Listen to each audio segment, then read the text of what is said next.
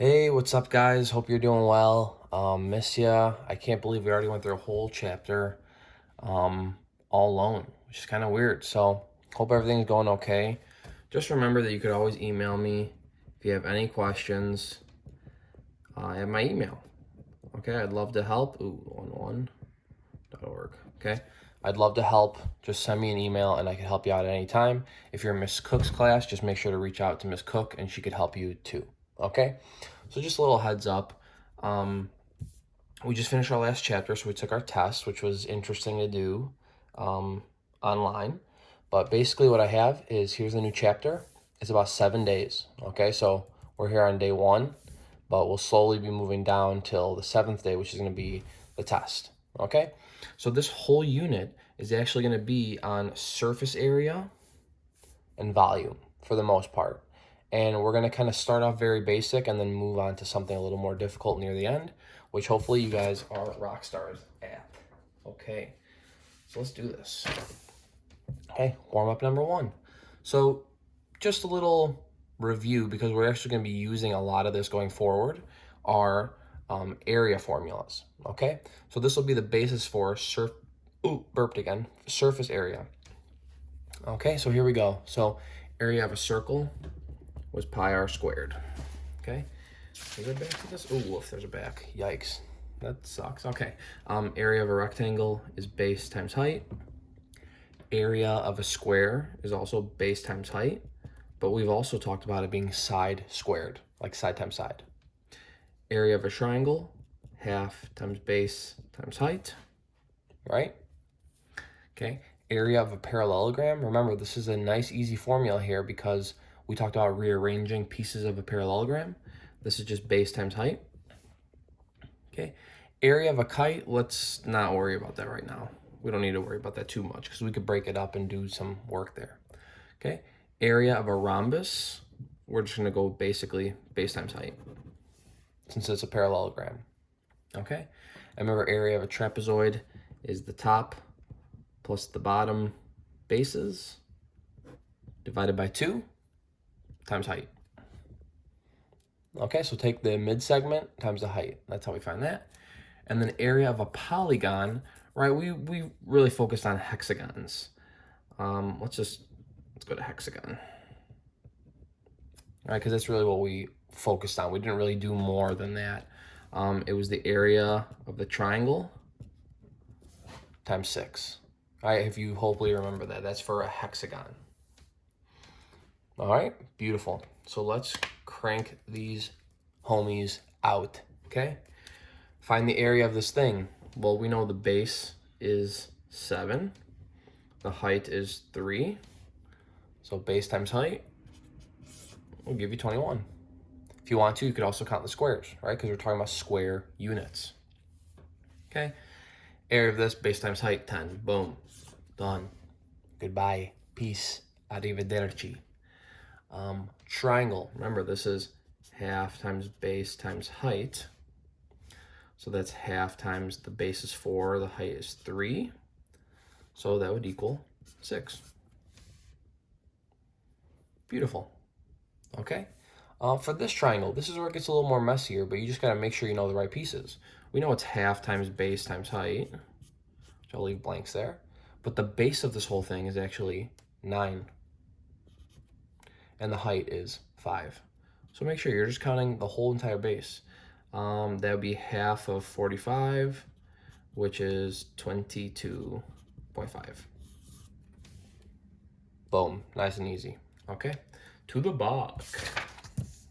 Okay, on the back, obviously they're gonna make it a little more worse for everyone, so I'm gonna go back to my pencil, or my pen. Okay, remember, for an equilateral triangle, right, we know if all the sides are the same, all the angles are the same. Should I zoom in? Yeah, let's zoom in. Oh my god, what am I doing? Okay, let's do that. Okay, all the angles are the same, so all the angles are 60 and 60, right? And what I'm actually gonna do is I'm gonna actually draw a nice little altitude here.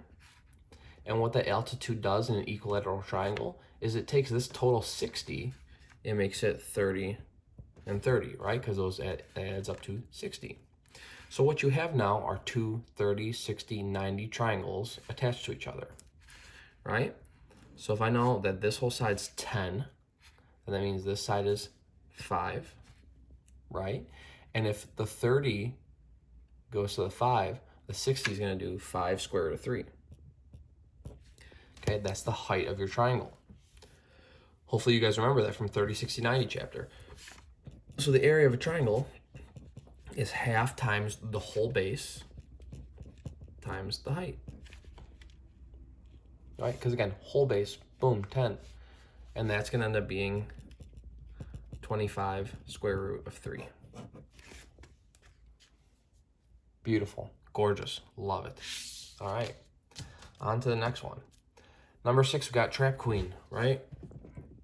You a trap queen, let her hit the bando. Okay, so let's find the area of that. We know it's the top plus the bottom. Well, hey, look at the bottom. There's 2. This is 4, based off where the top was, and that's 7. So 7 plus 4 is 11 plus 2. The whole bottom is 13. So top plus bottom divided by 2 times height. Okay, I think that should be 42.5. All right, beautiful, gorgeous, hot, lovely.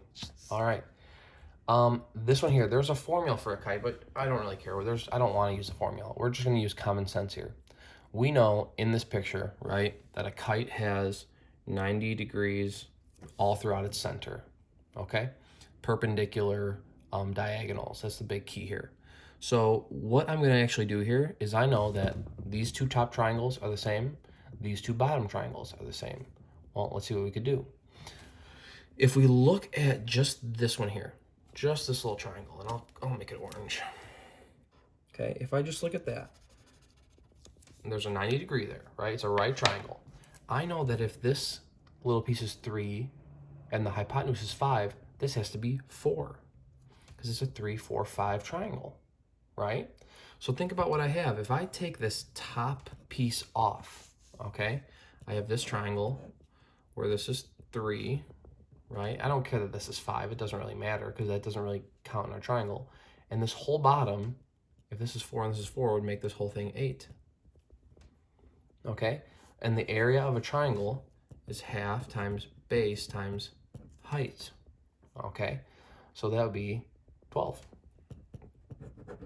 So the area of the top piece is 12. And the area of the bottom piece, if I just take this and pull it off and flip it around, right? We know the height's 9. And same idea. This is 4, that's 4. The whole bottom here is 8. So to find the area of this thing, that's half times base times height. Okay? And that should end up equaling 36. So 12 plus 36 is 48. That's my easiest route is, hey, do the top, do the bottom, add them up. Okay, beautiful. Hope that helped. Okay, and then last but not least, this is where we get fun. We remember the area of a hexagon is us taking the hexagon and first splitting it into 6 equilateral triangles. Okay, where all the sides are the same. So just remember, I'm going to take this part of the triangle, this one triangle, and if I find the area of that, then I could just multiply by 6 and get the area of the whole entire hexagon. So watch what I'm going to do. We're going to pull this homie out, all right, just to get a better view. All right, we know the sides are all 12, so this is 12, okay? And then remember, since this is an equilateral triangle, because we're pulling off a hexagon, this is 60, this is 60. And if we split this homie down with an altitude, this is 30, 30, which makes up 60.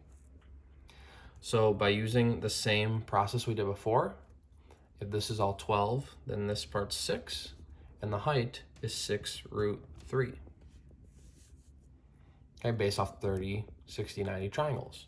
So the area of one triangle is half times base times height. So the area of one triangle is 36 square root of 3. But remember, there are 6 of these triangles in the shape. So multiply that answer by 6. And the area of the hexagon is 216 square root of 3. Okay? And there you have it with your warm-up. Enjoy. I'll be back for another video on the notes. Peace.